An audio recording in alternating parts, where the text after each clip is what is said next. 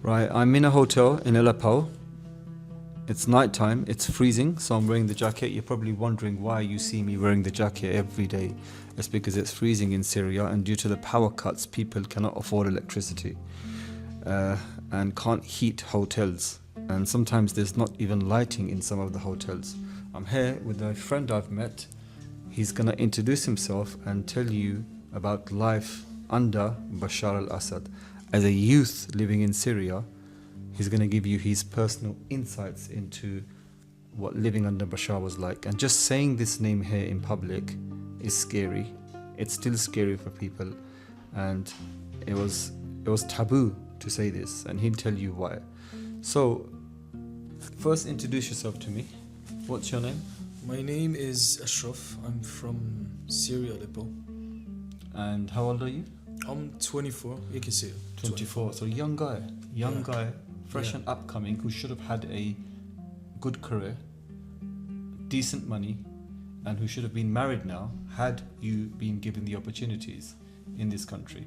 But sadly, you've seen 13 years of violence, war, terror, corruption, correct? Correct. Right.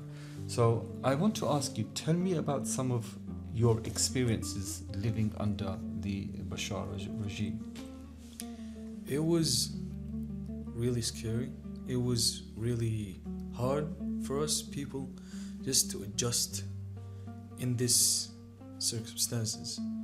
It was like seeing a lot of poor people in a lot of hard circumstances. I'm gonna say this. It was hard for everybody to live. It was hard for everybody to get, something to eat. Right, that we can say it was all caused by 13 years of war. Right. But tell us what it was like before the war, as in your relationship with the regime, right? Like, how free were you people?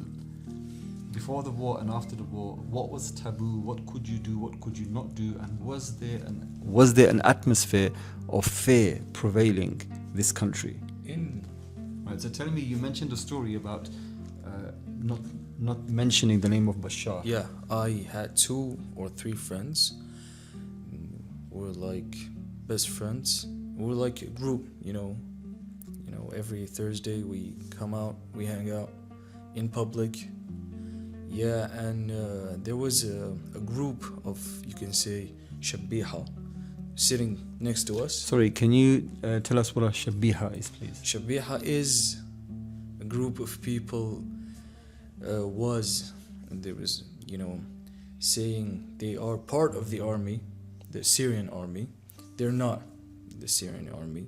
They were like people who want to rob people, want to, terrorize them, want to maybe, steal from them, and kill them. Am I right in saying that the shabiha were people that were the private individuals that were employed by some of the Assad family who would give them wages to go and fight? Money. Yeah. And what kind of stuff would they do, and why did you fear them?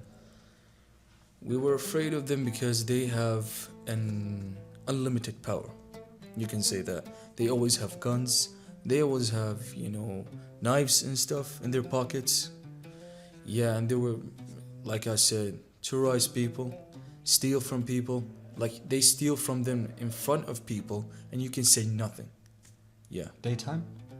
Daytime, nighttime, anytime. Right. And say we were sitting in this hotel. Okay. And somebody sitting opposite us, you have nothing to do with. Just mention the name Bashar. What would happen? Maybe the person the sitting wasn't next to us. He will run away. Literally, I will run away because the name of Bashar al-Assad, especially not just the name of Bashar, the name of Bashar al-Assad was, make people scared. Just saying his name in public or maybe in a private conversation between people, 2 or 3 people, like, don't say his name, don't say his things, don't say anything related to him. That's the thing that we're scared of. Would people call themselves Bashar? Would they name their children Bashar? Was there anybody in the country named Bashar? Yes, but Maybe I should stay quiet. I just said a name that's taboo and like the walls of ears. Maybe somebody will come out and arrest us, I right? don't think they will come out. They're maybe they're gone. They're They're gone, gone. yeah? They're gone. Alhamdulillah. That's why we're free. We're That's free, why we we're can say free. Bashar as much as we want now, right? Right. And curse him and his family. Yeah. Right, okay, so tell me, would people name their sons Bashar? Yeah, but in the thing that I've heard, maybe it's I'm gonna say that maybe it's something true or not. There was a region in Latakia. I'm just going to pause this until the receptionist comes and answers that call, and then we'll carry on. Okay. Actually, he's coming, so.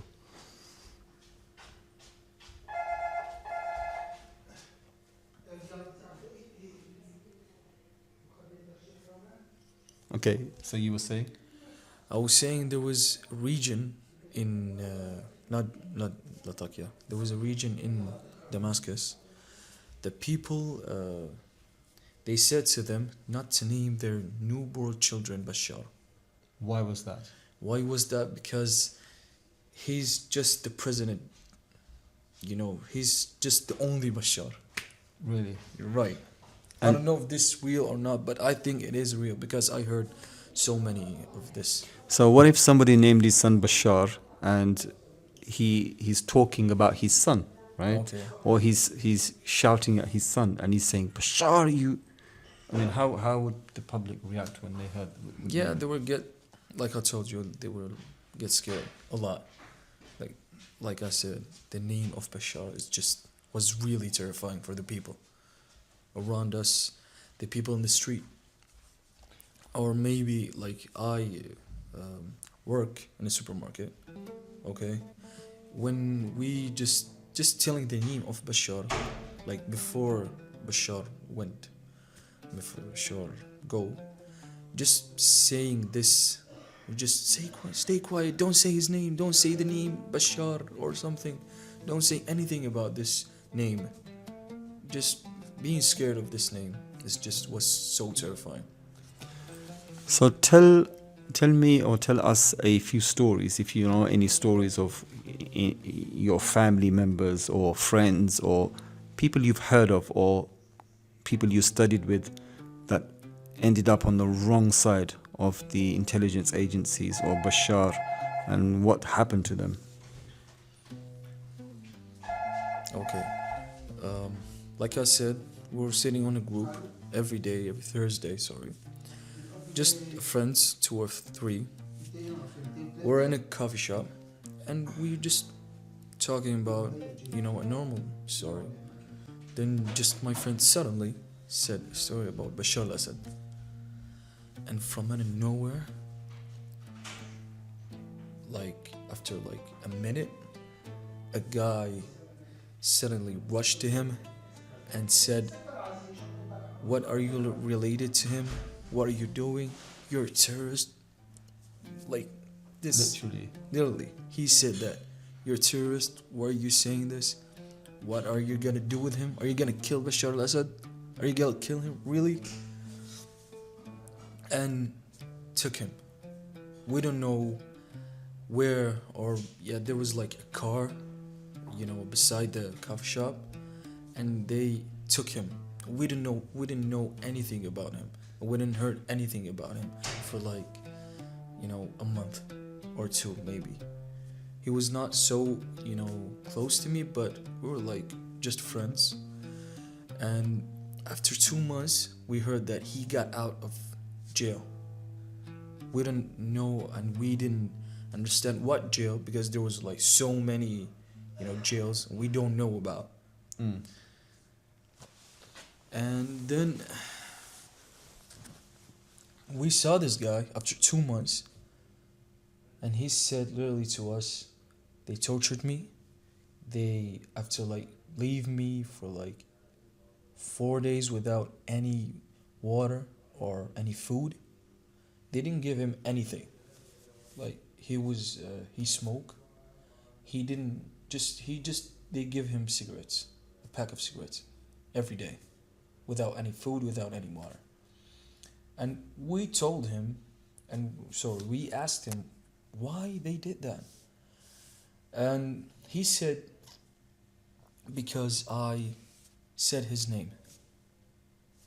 Just, I said his name. Did they beat him? Yeah, they did. Do you know specifically what they did to him? He didn't tell us every detail because he was so beat up, so scared, so, I'm gonna say that he was so thirsty, he was so hungry, he was so scared. Just this scare of this thing, of the scare of this jails under, you know, under these, things, or under these floors. They were just so scary.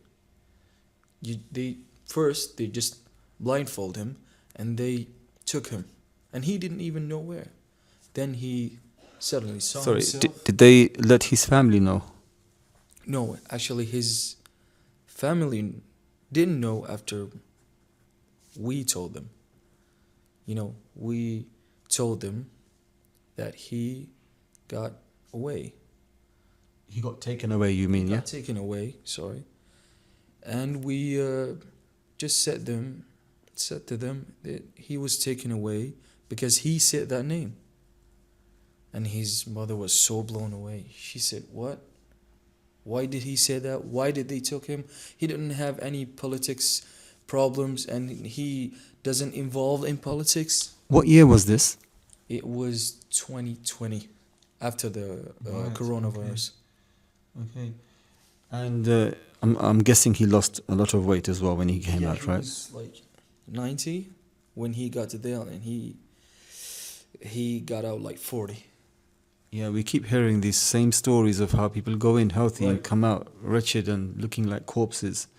And did it affect him mentally as well? He did maybe a little because after that he got more scared of the name Bashar. Just Bashar. Yes. Yeah. He just got scared away of just saying the name. That was so scary. That's why I'm telling you this story, because it's really hard for the people saying the name Bashar. Was really hard. So it seems like somebody was watching you in that coffee shop Like, because just like- they only arrested him and nobody else. Yeah. Right? So Not just the whole of us, not just the three of us, Yeah. or the 3 or 4 of us, just him. So this is telling of how widespread the tentacles of the mukhabarat, the intelligence agencies are. So they can literally be everywhere, right? Everywhere. Like, maybe this person, maybe that person, maybe the waitress, maybe the coffee man, maybe anyone, maybe who's working in the kitchen, maybe who's serving you food. Yeah. We don't know. Did you trust your friends, or could they also be working for the intelligence agencies? Actually, I don't trust anyone. So nobody trusted anybody in the country. That's why people were scared. I don't trust you, you don't trust me. There is a saying that we say, I don't trust my own father. Between the people, we say it all the time. It's a Syrian quote between of us. Yeah. I don't trust my own father. Right. That's because of everything that was going on. This idiom, this idiomatic expression came about as a result of 50 years of mukhabarat and intelligence gathering and we were really scared. We're really scared. Not just saying the name, of just, having conversation about the government or anything politics would involve B. right. Yeah. And tell me one more story before we talk about something else. I want to ask about religious freedoms in the country and if they allowed freedom of expression, because recently I saw a document and it was in Arabic and it was found by one of those guys who had raided the intelligence offices, and the document said, it mentioned a mosque, and it said that the people in the mosque, that the leadership of the mosque are okay. They talk about qawmiyya, they talk about nationalism only, even if it's with a Wahhabi slant, right? It's a Wahhabi slant, but they're okay, they keep banging on about qawmiyya, nationalism, as opposed to freedom and unity and all of this sort of stuff. And as a result, the addendum said, don't punish them, don't beat them, don't harass them. Like, leave the musallis, the people who come to pray, leave them alone. Don't start beating them, attacking them, because in that mosque, it's okay, right? So before I ask you this, just tell me one more story. you or your friends or family experience under like the mukhabarat or torture or something like this? Right. There is a story about my own father. There was a house that my aunt had, and it was abandoned. Me and my father went there just to see if everything was good in the house and was not just taken away by someone or it got robbed or something. What year was this? It was 2013. It was in Ramadan time. Right. And we got there and we saw Shabbiha How do you recognize them? because they always wear, I'm gonna say army stuff, Right. and they have, they always say to themselves that we protect you. They don't protect you. They Right. didn't protect us. Right. I'm just saying this beside the story. Yeah, sure. Yeah. We know them from their, the army stuff, and just they have guns. They have a lot of stuff, and just we got there and said, "What are you doing here?" And they said, "Who are you?" We said, "The owner of the house." And they rushed to us and said, "Okay, go away, go away." We took over the house. It's just not related to you anymore. And my father, he was a sensitive man, and said, "You're just you're not leaders. You always steal from people. You always kill people." And he just said the truth. And somebody from away from us, and he rushed to us with a gun, and put a gun to his head, and he got taken away for like 2 or 3 minutes. And I said I was gonna escape, just take my father and just go. And he said, "If you make a move, we'll kill you." And these are fellow Syrian brothers who were supposed to be protecting you. Yeah, right. Protecting us from, another people. And it was just, I got scared. Okay. I was just a little boy. I was like 12, 11, 13. I don't know. I don't remember. I don't know. It was so scary. And he put a gun to my head. Don't move. Don't do anything. And I was just gonna take my father and go. I didn't want to do anything. And You don't want any trouble. any in trouble. I just want to go, take my father, take him home, put him safely into home. And he said, "Don't make any move. Don't tell anyone that we're here."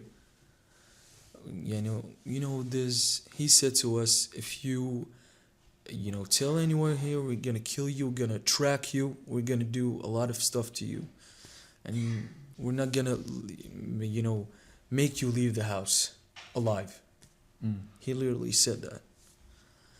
And then there was just their leader. He said to us, just make them leave. Just them out, basically. Yeah, take them out. Not just just make them leave. Don't kill them. Don't kill them with a gun or something. Let them go. Let them go. Just make them leave, okay? And there was just a person who was just you can say he was a bad person or a bad boy of the leader of the group. He said, "No, let's just kill them. Let's just do, let's torture them. Let's take them to the big leader, not the leader of the group. The head, yeah. The head of the table, like they say." And no, the leader said, "No, just make them leave. Just, let them leave." We were in Ramadan. It was my father was fasting and stuff. And he woke up after he beat him.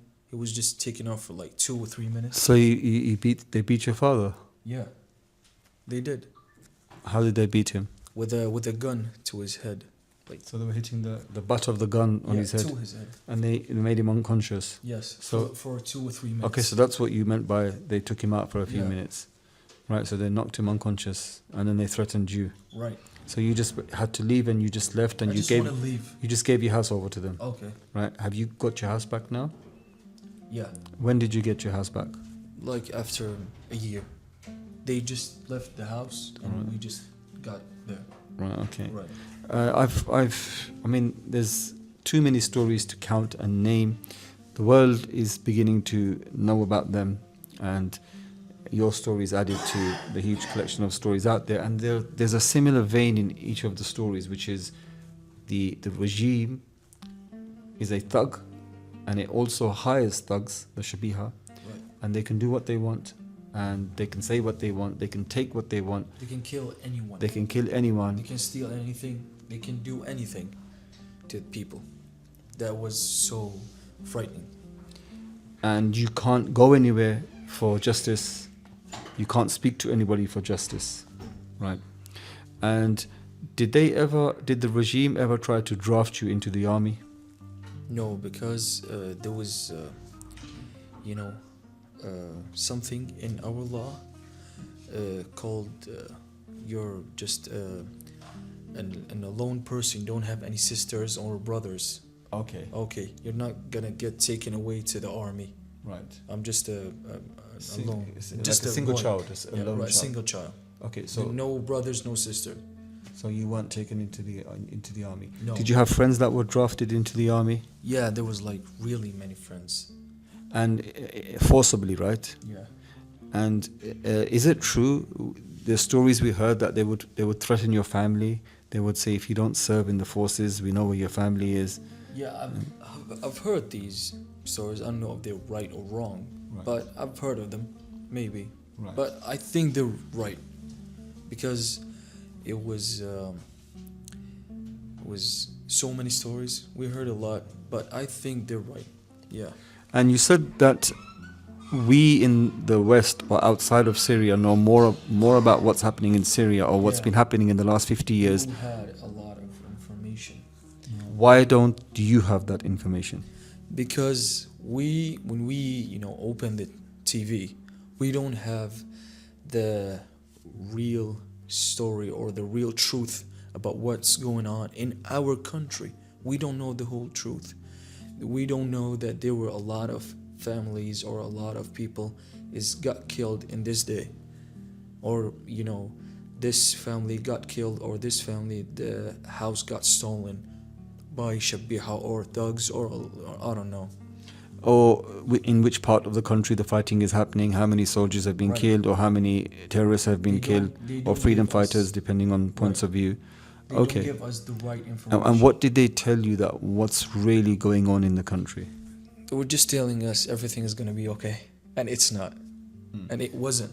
And all of these groups that were fighting, were they freedom fighters or were they terrorists? And did they say that there's a bigger hand, i.e., America's to blame, or the perennial pariah Israel is to blame? What did they say?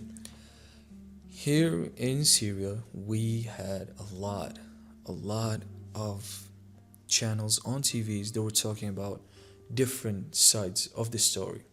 Like everyone say, like someone said, it's he don't, does his work good. I'm talking about Bashar al-Assad. And someone said, Freedom Army is just, they're not good. They're racism. Let's just hold on for a minute again. Okay. Just gonna pause this. How do I pause this?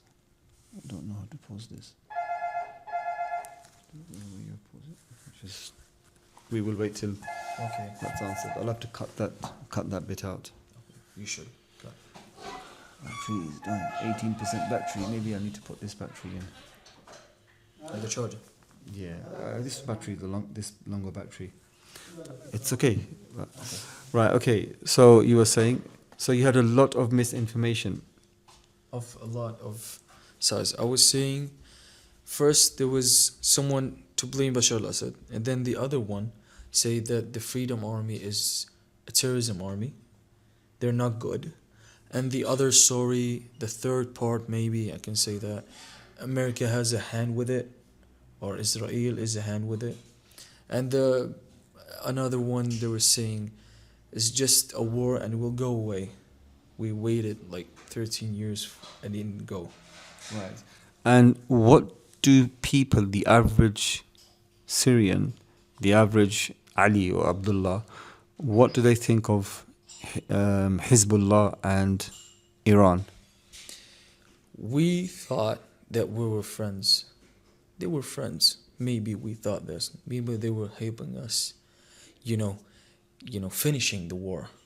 We didn't know that they were, you know, is getting their, I'm gonna say that, is getting their things from Syria, politic things, and good things from, this part of the war. So you mean that you thought they were friends, but you didn't realize that actually they were using Syria? Right. We, like I said, we didn't know the whole story. We didn't know the whole truth about these friends, like they said.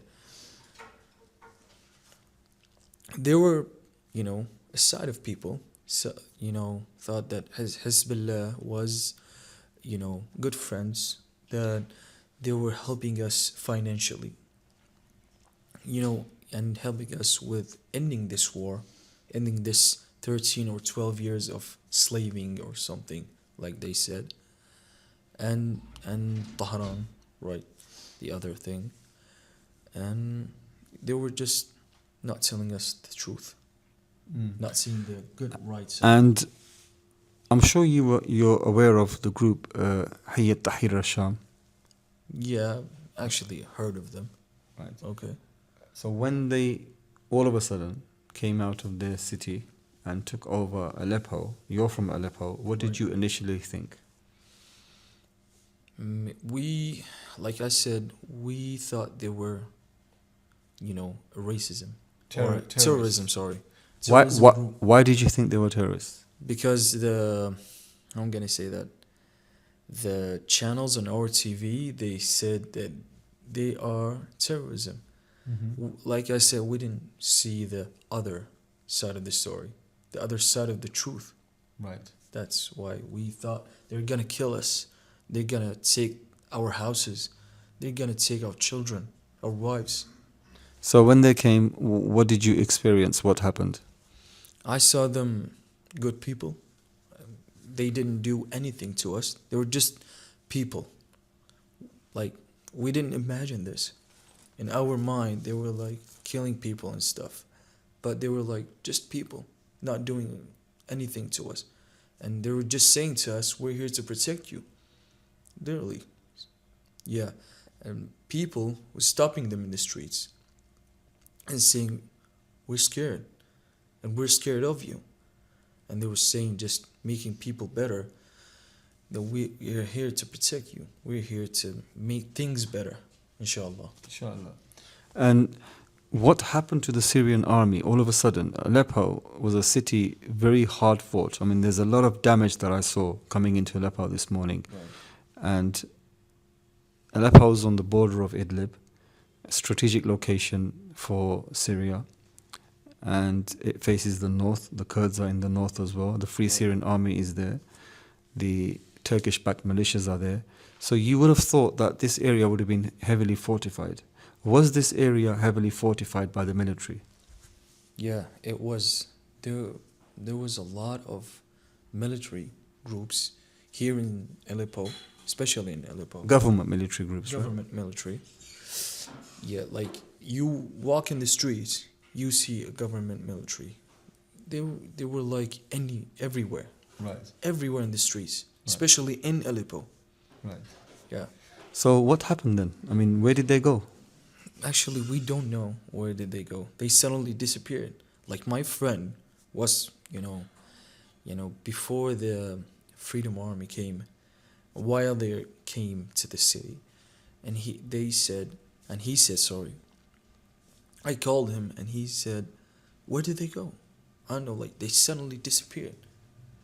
Like they called him, maybe they called them before a day and they were saying that just be prepared. We're gonna, teleport you to another city or another area. They just disappeared. He said to me, there's where he, where his home is, there is a lot of big military group, government military group, besides his home, and they just disappeared. Wow. Yeah.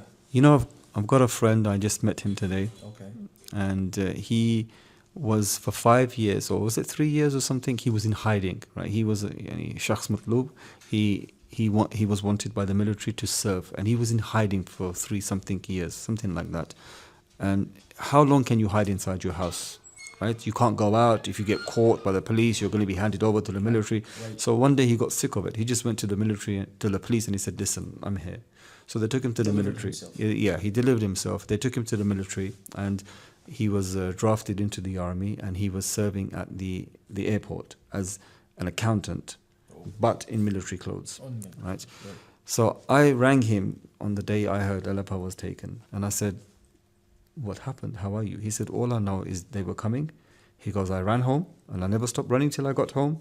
And he said, "That's it." That's it. And he said everybody did the same thing. So I said, "Okay, so what do you feel now, right? What do you expect to happen?" Because I know there are people that are upset, thinking, "Why now?" People who don't know the politics of why Hayat Tahrir al-Sham did what it did now. Right. That's what They were like, that's- "Why now?" They were angry, even, That's right? the question in my mind. Why now? Mm. Why not from like 2 or 3 years? Why not from the beginning of, like they said, al-Azmi? Why now? That's because, as you mentioned, there's a news blackout, right? They never tell you the real truth, The whole right? truth. The fact that a peace treaty was made in 2020, backed by Turkey and Russia, Right. and how when peace treaties are made, you're supposed to regroup, re-collaborate, and then attack, which is what he did. Whereas Bashar went around normalizing his relations with the Middle East, thinking, "I don't really need to do anything now because it's all okay. I've got the Arab world behind me again," Right. which was not the case. And That's not the case. at all. that the group regrouped, strengthened itself, and attacked. They didn't think that it was going to be such an easy fight, but it was, alhamdulillah. And I said, what do you think is going to happen now? He said, "I don't know, but I hope Bashar goes because I just ran away from the army and I don't want to be punished for I this." don't want to be punished for this. Right. Right. Yeah. And then we heard, like the next day it was Hama, then Homs, And Homs. and then right. on the way to Damascus, Damascus. and then there was news that And Bashar. they said, sorry for interrupting okay. this, and they said they will never get Damascus. They will never enter Damascus. Who said this? The news. Right. The news, but not Bashar, right? Right. He No. he never made one statement, right? No, he didn't. He just made a statement, not, I'm gonna say office. through his office. He did a statement after he ran away. Right. Okay. Yes, we Right. heard about that statement. Not a direct statement, Yes. like they said. Yes. Okay. So, how do you feel now that Bashar is gone? What's the emotions of the people? As a young person, what's your emotion? How I'm gonna say this? We're free. What does freedom feel like? Freedom feel like, actually we're experiencing it. It's a new thing. We're living in it. We hope we live in it for a long time. Right. Yeah.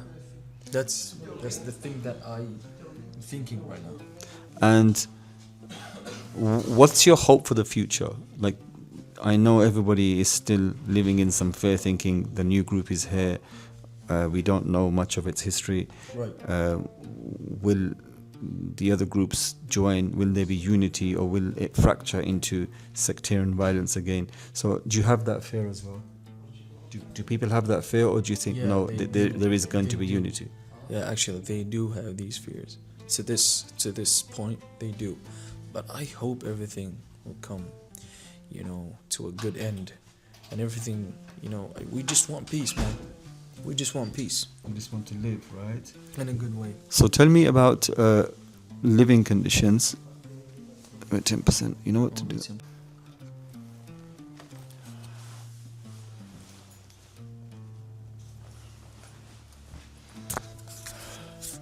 Right. Okay. So I was saying, my last question to you was, tell me about the economic situation. What have you faced in the last, say, 10 years, job-wise, amenities such as electricity, gas, fuel, food items? Because I know now I can see items on the shelves here that were only in Idlib before. Turkish goods, Yeah. goods from the West, stuff like Nutella, right? You didn't have Nutella on. We didn't have like Snickers or Twix or Wow. Mars. Did you did you used to have these before? Yeah, we used to sell them, but in like they say black, like between the markets. Okay, Like, and so they were smuggled say- into the country or something. Yeah, yeah. And There was they must have been Jamarik. expensive. There was Jamarik on them. They put in 20% or 30%, maybe 100% on them. They were just so expensive. Like the Twix right now is just 10,000 Syrian pounds. Right now, Back to its normal price. back to its normal price, and there's other people selling them in 8. Before they were like 15 or 25 or 40. Yeah, the Nutella was 300,000. Wow. Yeah, And these right now it's 80,000. and these things you're only experiencing these things because Idlib. in imagination. Yeah, you Yeah. used to dream about eating these things, right? Right. And now because Idlib has become one with Aleppo, these things are coming via Idlib from Turkey. Right. And is it true that the minute Idlib took over, people were going to Idlib to do shopping? Right. Everyone, like to this minute, everyone wants to go to Idlib to go shopping. It's just here. It's more expensive. There, it's just less, lower, and everything is more like we're having a lot. I'm gonna say this, a lot of freedom right now, like between us and Idlib, and people are saying that it's too expensive here. It's too everything is expensive. In Idlib, it's lower, yeah, and like the TVs, the mobiles, the food, yeah, I saw Turkish sweets and cakes that I bought yeah, in Aleppo, right, and I think I even saw them as far as Latakia, right? And that are from Turkey. So within like 3 weeks, Syria's been flooded with Turkish goods. right, Right. like flooded with Turkish goods, and I've heard, and another time and soon it's gonna be European goods. Of course, yeah. Yeah, Yeah. And how do you feel about the Russians? right now Yes. I don't know if they helped us like enough to end this war or to make people, good and stuff. But I don't know. Well- they didn't. You probably remember when they say rebels, but they're actually freedom fighters, right? Yesterday's rebels have become to America's freedom fighters today, right? Right. When they took over, the very next day Russia bombed, right? Bombed us. Russia bombed you. Actually, Exactly, just over here. they're just over here. Yeah, right? Where the statue of Basil used to be, right? My friend, the same one who's in the army, he said he was at the end of the road where the market crosses. Right. And he says it was the loudest bang he's ever heard, right? And I remember watching that video as well, right? I remember watching that video where the bomb fell on the roundabout, right? So it obviously couldn't have been helped because they were helping the regime. Right. So they were bombing you. The thing is that now the regime has gone. Russia still wants its bases, right? Right.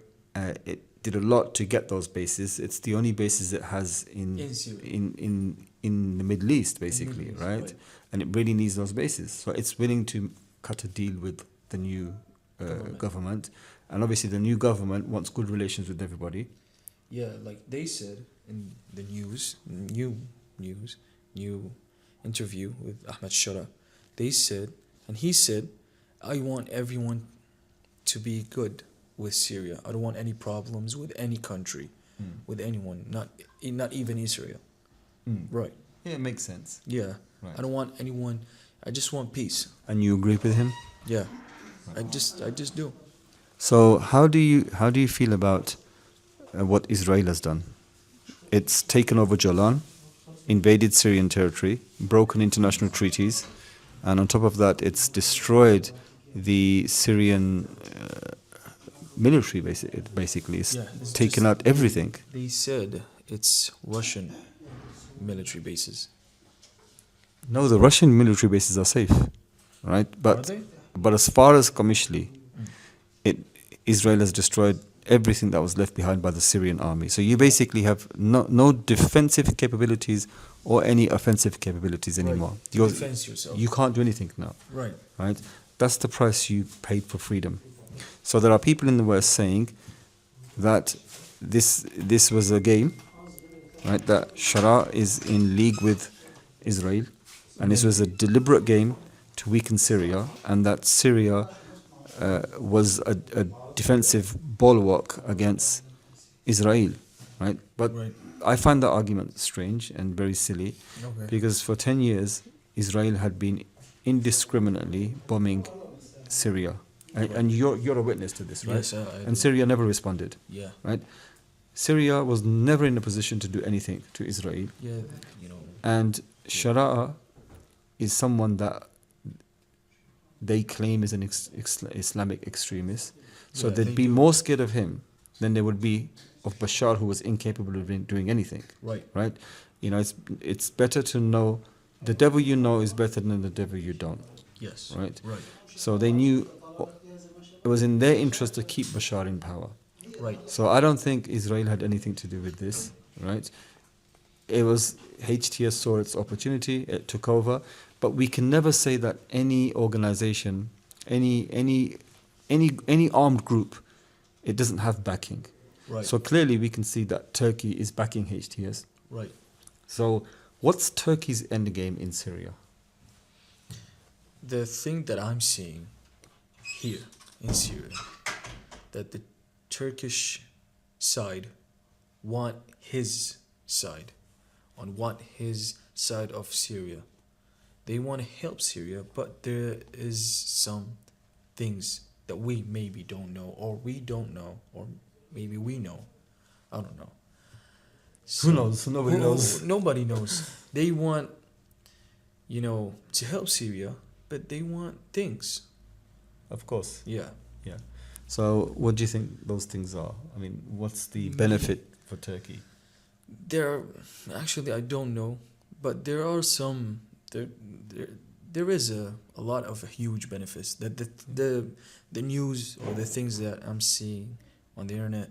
There is fuel benefits, or maybe they're gonna help us. But there is There's always going to be a benefit for them that you're for not them. aware of. Yeah. I mean, I think in the next 6 months, all of this is going to pan out. So Sharia says that the new interim government will stay for 3 months before they have elections, right? 3 months. I think it's 3 months. He's extended it to 3 months. Yeah, Is that correct? I heard this while I was here. I don't have access to the news here, right? And as you know, the internet is very bad here. Very bad. Yeah. We have like power cuts for power cuts most of the time. water cuts. Power cuts, heat. I mean, I'm freezing sitting here in a Yeah, me hotel, too, right? me too. And I cannot put a bad rating about this hotel, because it's not the hotel's fault that there's no cold running hot water. There's no heaters, Right. and there's the electricity goes, right? And come sporadic in, internet, very sporadic internet, Very bad. right? Yeah. So the interim government, it's going to be another 3 months. So I'm out of touch with the news, so I don't really know what's happening because of the reasons I just told you. Okay. But someone did tell me that they've extended it for another 3 months. I don't know how true that is, but do you feel like things are moving in the right direction? I hope things are moving in the right direction, because we, the people here, we just want a good life. I hope this new government, comes in a good way. But people are, seeing this in a good way. Seeing that Bashar's gone, that the new government is gonna help us improve the life financially, in a politics way, in a lot of good ways. I hope that, inshallah. Inshallah. And one last question. We're seeing that slowly, the Shabiha and the regime soldiers are all being targeted and rounded up. Some are being caught. Yeah. How do you feel about that? That they're going to be punished? I mean, are you willing to forgive and forget? Are the population willing to forgive and forget, or do they want justice? People want justice because they, attacked us, damaged us, some of them, yeah, and beat us, and have a lot of problems with us. I work in the supermarket. There was, a lot of group of Shabiha, living, besides us, in good homes and stuff.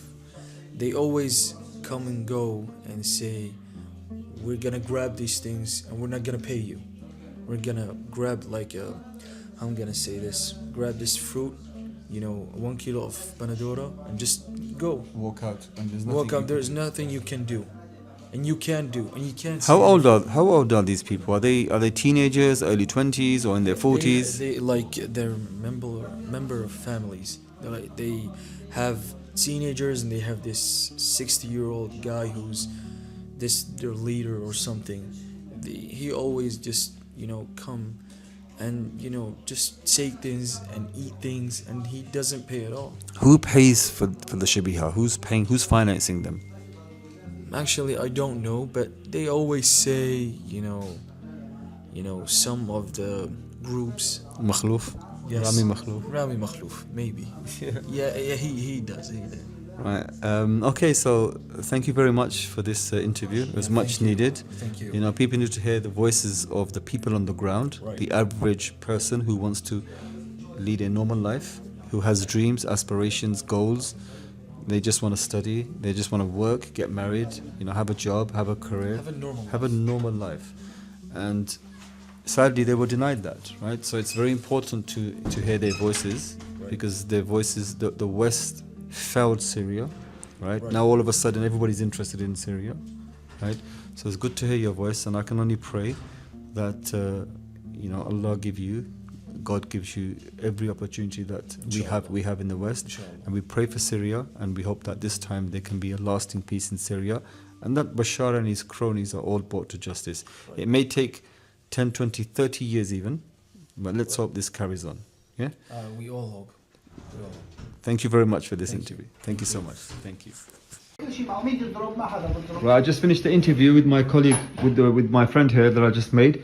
And the reason we're here is because we just had a massive explosion, a very loud explosion, either thunder or a missile. And it seems like it's a missile because the sky is clear. There's nothing, there's no lightning, there's no rain. So that was a massive explosion we just heard. So obviously we're in a bit of shock. We hope that nothing serious happens. They're saying it could be Israel.